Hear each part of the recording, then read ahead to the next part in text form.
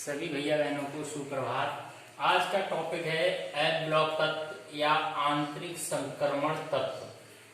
क्या होते हैं? वे तत्व जिनका अंतिम इलेक्ट्रॉन n-2 f उपकोष में प्रवेश करता है एफ ब्लॉक तत्व कहलाते हैं। इनका अंतिम इलेक्ट्रॉन कहाँ प्रवेश करेगा? n-2 f उपकोष में प्रवेश करता है, एफ ब्लॉक तत्व कहलाते हैं। एफ ब्लॉक तत्वों को अंतः संक्रमण या आंतरिक संक्रमण तत्व भी कहते हैं। अब यहां से ये इंपॉर्टेंट क्वेश्चन बन जा रहा है। कोई कहेगा क्यों कहते हैं कि एफ ब्लॉक तत्वों को अंतः संक्रमण या आंतरिक संक्रमण तत्व क्यों कहा जाता है? तो क्यों कहा जाता है? क्योंकि इनकी बाहरी 3 कक्षाएं अपूर्ण होती हैं। कौन कौन सी? n-1 और n-2। ये 3 कक्षाएं जो होती हैं वो कैसी होती हैं? अपूर्ण होती हैं। इसलिए आंतरिक संक्रमण तत्व या अंतः संक्रमण तत्व भी कहलाते हैं। एफ ब्लॉक तत्व को आंतरिक या अंतः संक्रमण तत्व क्यों कहते हैं? क्योंकि इनकी बाहरी 3 कक्षाएं अपूर्ण होती हैं। नेक्स्ट पॉइंट, इन्हें दुर्लभ मृदा तत्व भी कहा जाता है। कैसे हैं ये? दुर्लभ मृदा तत्व भी कहा जाता है। इनके संयोजी कोश का सामान्य इलेक्ट्रॉनिक विन्यास, अब देखो ये इंपॉर्टेंट बात है 1 नंबर में, इनके संयोजी कोश का सामान्य इलेक्ट्रॉनिक विन्यास n-2 f 1 से 14, n-1 0 से 1 और ns 1 से 2 होता है। n-2 f में कितने? 1 से 14, n-1 d में क्या होगा? 0 से 1 इलेक्ट्रॉन रहेगा और ns सबसे बाहर के कोश में क्या होगा? s में 1 से 2 इलेक्ट्रॉन। तो इस प्रकार का इनका इलेक्ट्रॉनिक विन्यास होता है।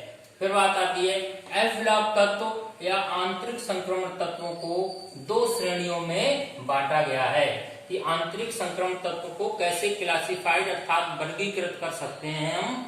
तो 2 श्रेणियों में बांटा गया है। कौन कौन सी? नंबर 1 लैंथेनॉइड श्रेणी और नंबर 2 एक्टिनाइड श्रेणी। इन 2 श्रेणियों में एफ ब्लॉक अर्थात आंतरिक संक्रमण तत्वों को डिवाइड किया। जैसे यहाँ पर 2 सीरीज बनाई गई हैं। पहली सीरीज जो है एफ ब्लॉक की वो लैंथेनाइड और दूसरी जो सीरीज होती है इसकी वो एक्टिनाइड श्रेणी के तत्व कहलाते हैं। क्यों है? डी ब्लॉक में आवर्त सारणी में जो डी ब्लॉक है उसमें वर्ग संख्या 3 और आवर्त संख्या 6 में लैंथेनियम से जो आगे के 14 एलिमेंट हैं उनको लैंथेनाइड श्रेणी में रखा गया और आवर्त संख्या 7 आपके एक्टिनाइड जो हैं और वर्ग संख्या 3 में एक्टिनाइड से जो आगे के 14 एलिमेंट्स होते हैं उन्हें एक्टिनाइड श्रेणी कहा गया है। तो यहाँ पहली सीरीज ली गई लैंथेनाइड श्रेणी क्या है?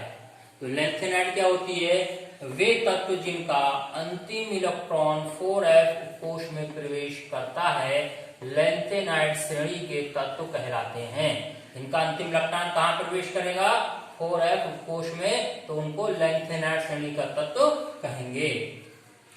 अर्थात लैंथेनियम 57 के बाद के, ये जो लैंथेनियम है 57 के बाद कौन से हैं? सीरियम 58 से 71 अर्थात 14 तत्व, 58 से परमाणु क्रमांक 71 तक के जो 14 एलिमेंट हैं वो इस श्रेणी में रखे गए हैं। बहुत ही इंपॉर्टेंट पॉइंट यहाँ पे याद रखने की बात है कि परमाणु क्रमांक 58 से 71 तक के जो तत्व हैं 14 एलिमेंट्स वो किसके अंतर्गत आ रहे हैं? आपके लैंथेनाइड श्रेणी के अंतर्गत आते हैं।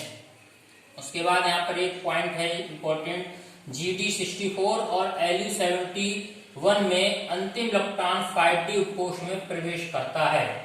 कि यहाँ पर जो अंतिम इलेक्ट्रॉन है वो F में ना जाकर कहाँ जाएगा? 5d उपकोष में जाएगा। क्यों? क्योंकि इनमें 4f7 और 4f14 विन्यास के कारण स्थायित्व आ जाता है। क्योंकि इनका जो इलेक्ट्रॉनिक विन्यास है 4f7 और दूसरे का Lu71 का क्या होता है? 4f14। तो जो अंतिम इलेक्ट्रॉन है वो 5d में एंटर करेगा अर्थात प्रवेश करेगा। इसका कारण ये स्थायित्व आ जाता है, इनमें स्टेबिलिटी आ जाती है इस विन्यास के कारण। अब बहुत ही महत्वपूर्ण पॉइंट भैया बहनों, लेंथेनाइट आकुंचन या हम कह सकते हैं इसको संकुचन। बहुत एग्जाम में पूछा जाता है 2 नंबर में कि लेंथेनाइट आकुंचन या संकुचन से आप क्या समझते हैं और इसके परिणाम लिखिए। तो क्या होता है लेंथेनाइट संकुचन? लेंथेनाइट श्रेणी में बाएं से दाएं जाने पर परमाणु त्रिज्या व आयनिक त्रिज्या लगातार घटती हैं, क्योंकि परमाणु क्रमांक बढ़ने के साथ साथ प्रभावी नाभिकीय आवेश या कह सकते हैं नाभिकीय आकर्षण बल बढ़ता है, परंतु 4f इलेक्ट्रॉन का दुर्बल परिरक्षण प्रभाव इसका पूर्ण रूप से विरोध या मुकाबला नहीं कर पाता है।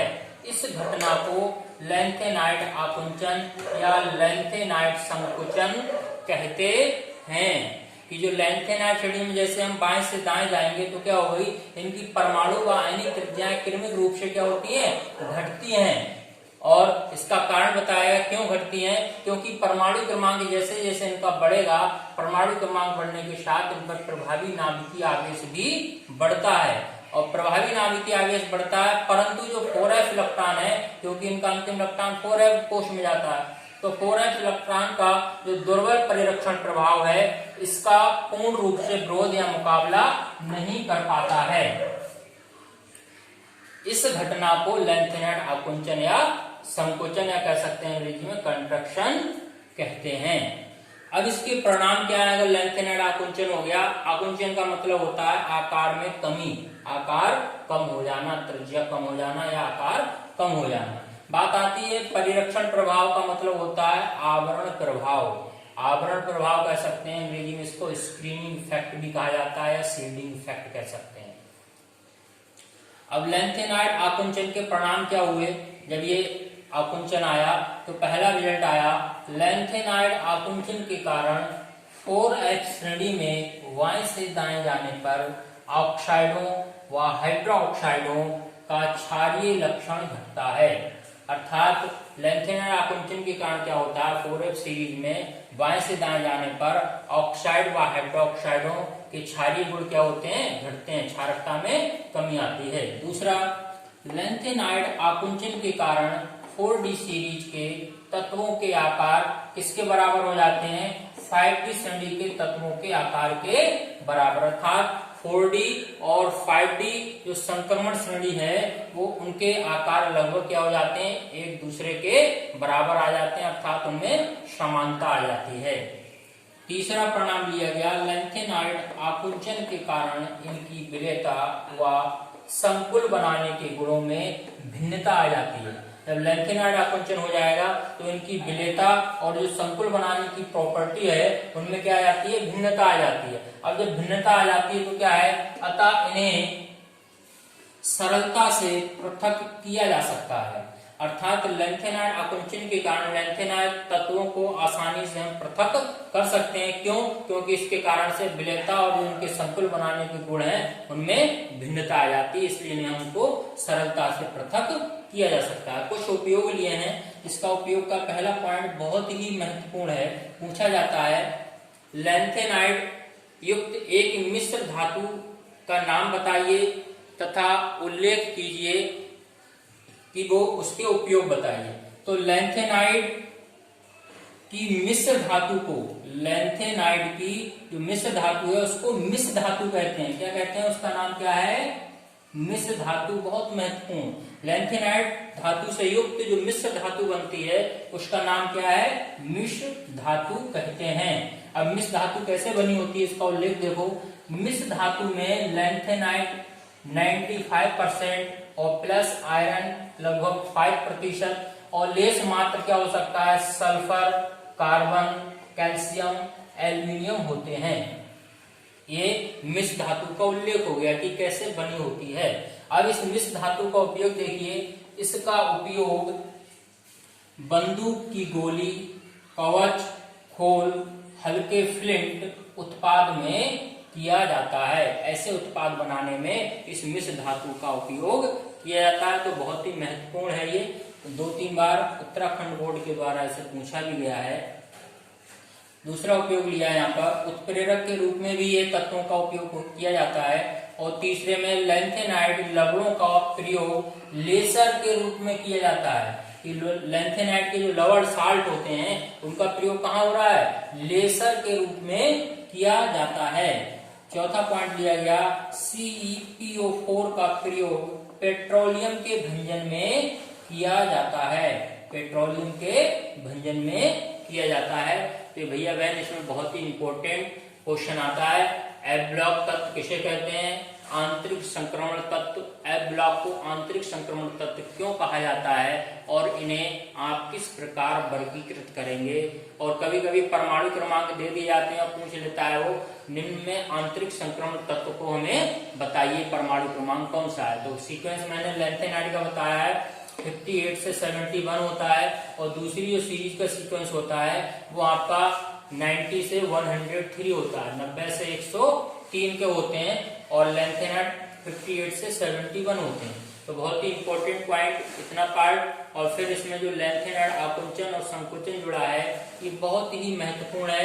इसकी वीडियो को रिवाइज करके देखें और स्क्रीनशॉट लेकर इसके नोट्स अच्छे से तैयार करेंगे सभी भैया बहन। आप सभी भैया बहनों का दिन मंगलमय हो।